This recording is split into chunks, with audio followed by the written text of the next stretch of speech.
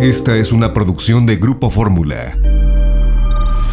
Y bueno, pues abríamos este informativo con la situación terrible que se vive en Afganistán después del atentado, un atentado doble en el aeropuerto y en el Hotel Barón, a una milla del aeropuerto de Kabul. El atentado ha sido reivindicado por la fracción del Estado Islámico en Afganistán. Y yo me enlazo con un experto, un embajador pues muy acreditado y reconocido y gran conocedor de estos temas, Julián Ventura. Embajador, bienvenido. ¿Qué tal? Buenas noches, Leonardo. Efectivamente es terrible lo que vimos hoy en el aeropuerto de Kabul. Acaban de anunciar que aumenta en 1 el número de muertos militares estadounidenses, ya son 13, al menos 60 civiles afganos, un centenar de heridos, muchas mujeres y niños también. El aeropuerto de Kabul está en medio de una mancha urbana similar a la que tenemos aquí en nuestro aeropuerto. Ha habido problemas de acceso, en fin, una situación muy fluida y una gran tragedia. Yo quisiera destacar pues, 3 reflexiones a partir de lo que vimos hoy. Sí. La primera es que pues observamos una tremenda volatilidad e impredecibilidad en la situación.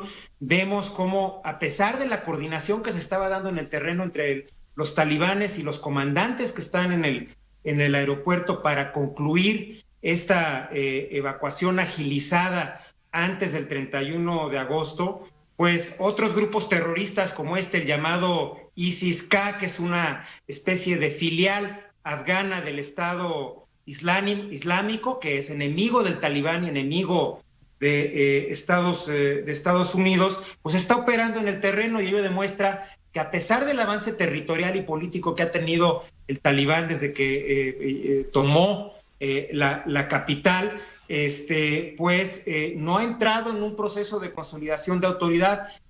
Todo apunta a que eso va a suceder, pero no es algo que esté garantizado. Esa es la primera reflexión, y nos abre también un abanico de preocupaciones sobre otros grupos que puedan ya sea fortalecer su presencia o establecerse de nuevo ahí. Está el movimiento de los talibanes en Pakistán, el TTP, que es enemigo de Pakistán, eso preocupa en Karachi, el movimiento islámico del Turquestán Oriental, que preocupa a China, yihadistas suníes que preocupan a Irán y la propia minoría chiita afgana. Entonces es un verdadero barrio bravo.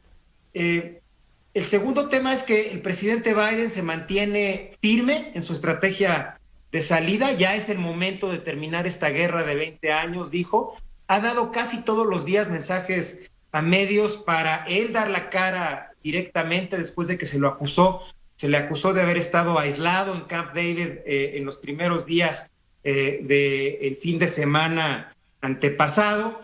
Resaltó su convicción de que está en la decisión correcta, proyectó firmeza en el sentido de que estos atentados no van a quedar impunes, va a haber una retaliación en el momento y en el lugar en que Washington determine, y buscó pues también ser empático ante pues la tragedia humana que estamos viendo. Y esto pues yo te hubiera dicho, si esta entrevista hubiera sido ayer, que los costos políticos internos para Biden pues no eran despreciables, pero eran manejables de cara a las elecciones intermedias. Ya con muertes estadounidenses en el terreno, pues se le abre un flanco de vulnerabilidad que seguramente va a ser aprovechado por los republicanos y que va a caer mal en ciertos sectores de la opinión pública en los próximos días. Ya la vicepresidenta canceló eventos de campaña en apoyo del gobernador de California que iba a tener mañana su regreso de Vietnam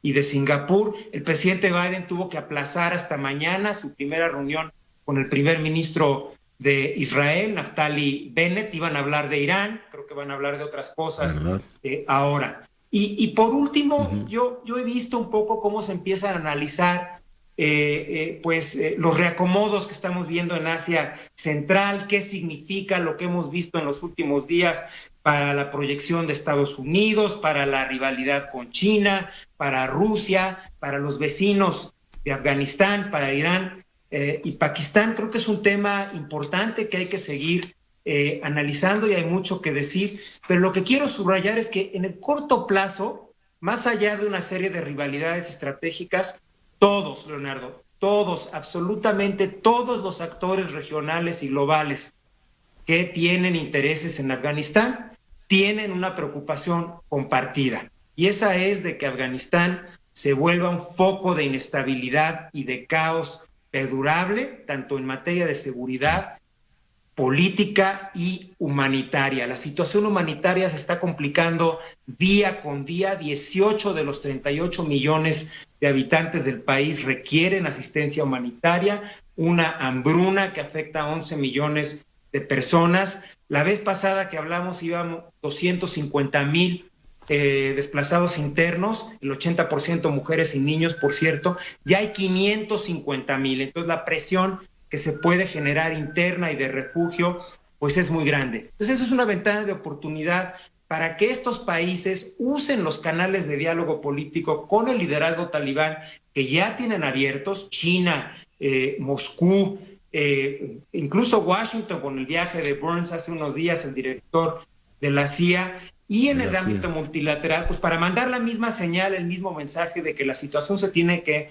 estabilizar y de que tiene que haber condiciones para que Naciones Unidas pueda hacer su trabajo y poder establecer el esquema de apoyo humanitario que es urgente en los próximos días, y si no, porque si no vamos a estar viendo una tragedia humanitaria de muchas mayores dimensiones.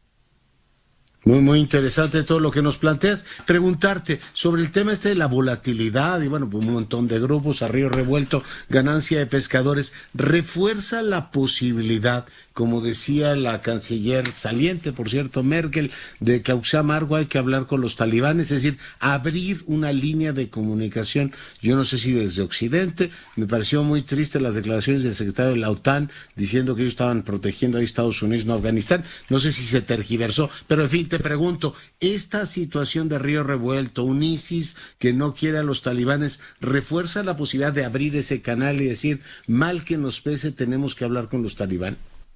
Por supuesto, es un canal que ya están usando los chinos, los rusos, Irán también, y que ya se abrió con la visita de Bill Burns, un diplomático muy experimentado que ahora dirige la CIA. Pero esa sería... Perdón, tú eres el experto, pero esa sería como diplomacia encubierta, ¿no? Diplomacia por debajo de la mesa. Pensar en un diálogo político más abierto, Julián. Yo creo que no hay condiciones en el corto plazo.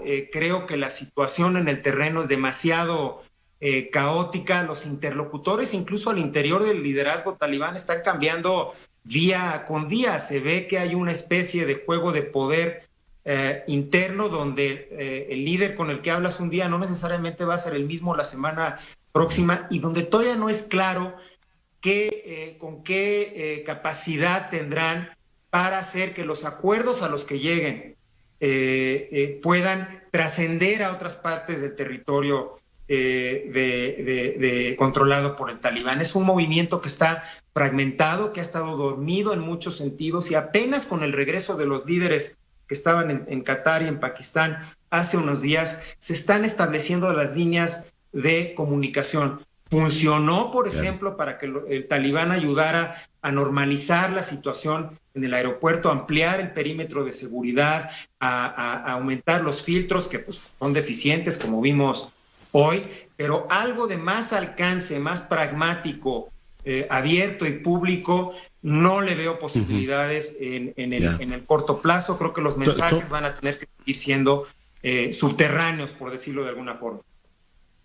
Tomo nota. A partir de tu comentario deduzco que no hay ninguna posibilidad de que el presidente Biden le ponga R a su palanca, ¿no? A la palanca de su vehículo. Son decisiones tomadas y el 31 se tendrá que ir, pase lo que pase.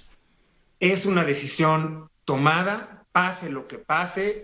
Él ha dicho, lo dijo hoy en la Casa Blanca, que si el Pentágono le pide más refuerzos, más elementos para poder concluir esa misión, donde va a haber sobre todo miles de afganos que no van a poder salir antes del 31 de agosto, que él va a dar ese apoyo. Pero la fecha del 31 de agosto, y así se ha mantenido desde que lo anunció, en el sentido de que retomaría los acuerdos de salida de Trump, no se va a mover de ahí. Su credibilidad como presidente, como joven administración, está en juego, y cualquier retroceso o ajuste, más allá del costo humano que pudiera tener, va a tener que asimilarlo, porque podría ser mayor ante sus adversarios en Estados Unidos. Comprendo. Y finalmente te retengo, embajador Ventura, agradeciéndote muchísimo el tiempo. El tema de los reacomodos, ¿no?, en el centro de Asia. ¿Es verdad o es una especulación periodística esto de que Afganistán es un lugar, digamos, estratégicamente muy relevante para China, además del proyecto, digamos, de conectar Eurasia por el tema del litio y los metales raros?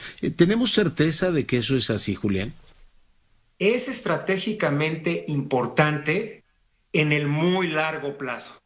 La prioridad estratégica china en este momento es garantizar condiciones de seguridad en su pequeña frontera con Afganistán, para que no, y asegurar, obtener garantías del nuevo liderazgo afgano, de que no se van a tolerar o permitir que grupos que quieren meterle ruido a su occidente musulmán vayan a tener esa plataforma. Hay inversiones en el sector minero, en el sector de hidrocarburos, pequeñitas, importantes a futuro, pero ahorita la estrategia de corto, mediano y en el primer largo plazo para China es controlar y lograr un Afganistán que sea relativamente estable en la zona, más allá de los intereses estratégicos que pudiesen tener de muy largo plazo y que ahorita no pasan realmente por Afganistán.